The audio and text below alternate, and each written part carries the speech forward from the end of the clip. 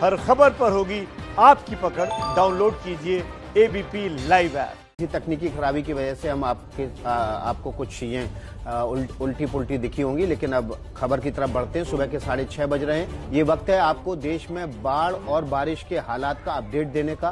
बिहार के कई इलाकों में बाढ़ की वजह से बड़े विस्थापन की नौबत आ गई। किस तरीके से भारत परेशान है बाढ़ की वजह से, यही खबरें हम आपको दिखा रहे हैं। एबीपी न्यूज की टीम भागलपुर पहुंची और एक गाँव में देखा कि लोग अपने पुश्तैनी घरों को उजाड़ रहे हैं। वहाँ की ईंटें अपने साथ लेकर जा रहे हैं। घास फूस का छप्पर भी नाव पर लदा है और टिन का शेड भी नाव पर लदा है।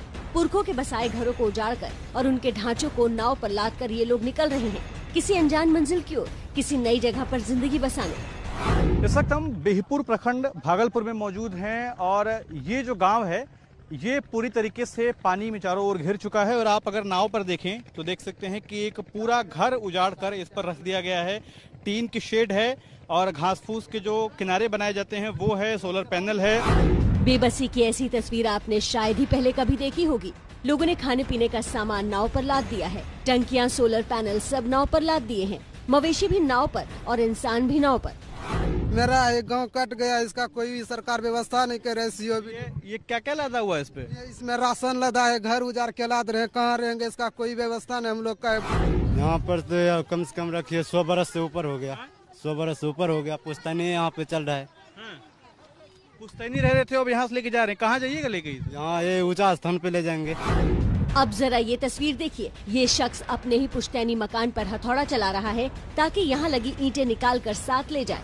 हथौड़े की ये चोट कलेजे पर कितनी गहरी पड़ रही होगी, उसकी पीड़ा इन लोगों से ज्यादा कौन महसूस कर सकता है।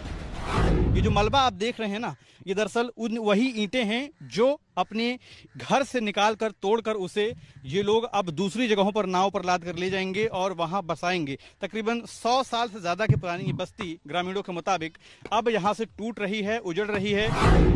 कोसी नदी में ऐसी बाढ़ आई कि भागलपुर का गोविंदपुर गांव चारों तरफ से घिरकर एक टापू बन गया है। बाढ़ से जमीन का कटाव तेज हो गया है। बाढ़ ने इमारतों की बुनियाद हिला दी है तो कई मकान गिर गए, कई हवा में लटके दिख रहे हैं। इसी से डरकर लोग गांव छोड़कर जा रहे हैं। कोसी की इस आपदा में इन गाँव वालों को विस्थापन की बहुत बड़ी कीमत चुकानी पड़ रही है। साफ तौर पर शासन प्रशासन के लिए चिंता की बात है कि कोरोना के संकट में ये लोग कोरोना से भी लड़ें और अब घर ढूंढने के लिए एक नई जगह की जद्दोजहद से भी लड़ेंगे। कैमरामैन राजेंद्र सिंह के साथ आदर्श सिंह, एबीपी न्यूज, भागलपुर। इस बाढ़ ने बिहार के कई इलाकों में तबाही मचाई है। अररिया में तो मंदिर भी बाढ़ में डूब गया। फिलहाल पानी कम होने के आसार नहीं है, क्योंकि नेपाल में भी नदियां उफान पर है, जिसका असर बिहार में सीधे पड़ रहा है। जिस मंदिर में कल तक भक्तों का तांता लगा होता था, वो पानी में बुरी तरह डूबा हुआ है। जहां आरती गूंजती थी, घंटियों की गूंज सुनाई देती थी, वहां पानी ही पानी दिख रहा है। बिहार के अररिया के मदनपुर का शिव मंदिर बाढ़ में पूरी तरह से जलमग्न हो गया है। पूरा मंदिर परिसर तालाब जैसा दिख रहा है। सिर्फ मंदिर के शिखर ही दिखाई दे रहे हैं। बस्ती तरफ देखिएगा तो और भी दिमाग पागल हो रहा है। ये तो बाजार का हालत ऐसा है। पानी में काफी तबाही मचा रहा है। हम लोग को जो जीना दुर्लभ हो गया है। कोई देखने आदमी है नहीं यहाँ पर। बहुत आदमी बेघर हो गया है। खाने पीने के लिए कोई अपने घर में नहीं रहता है।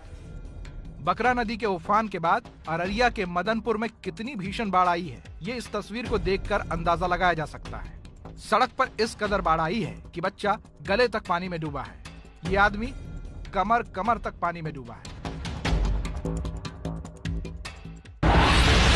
बिहार में भारी बारिश और बाढ़ ने नीतीश के विकास के दावों की पोल खोल दी है। गोपालगंज के सत्तरघाट में जिस पुल का उद्घाटन 29 दिन पहले हुआ था, वो पहली ही बाढ़ बारिश नहीं झेल पाया। ये जो खाई सी दिख रही है, यहाँ कभी पुल होता था जो सिर्फ 29 दिन पहले तैयार हुआ था। इस पुल का एक हिस्सा बाढ़ बारिश में ध्वस्त हुआ है। और सबसे चौंकाने वाली बात तो ये है कि 16 जून को इस पुल का उद्घाटन खुद सीएम नीतीश कुमार ने किया था। और तस्वीरें बता रही है कि किस तरीके का सामान इसमें इस्तेमाल हुआ होगा। पहली बाढ़ और बारिश में ये पुल, जो कि सालों के इंतजार के बाद बनकर तैयार हुआ था, ठीक 19 जून को इस पुल का उद्घाटन 19 जून को पुल का उद्घाटन किया था। उस पुल के पहली बार और बारिश को ही वो पुल नहीं झेल पाया। 70 घाट का ये पुल का एक हिस्सा ढह गया। देखिए 8 साल में बनकर तैयार हुआ पुल 29 दिन भी झेल नहीं पाया, 29 दिन में ये ढह गया। तो ये हालात है बिहार में, कुछ इस तरीके की तस्वीर निकलकर सामने आ रही है।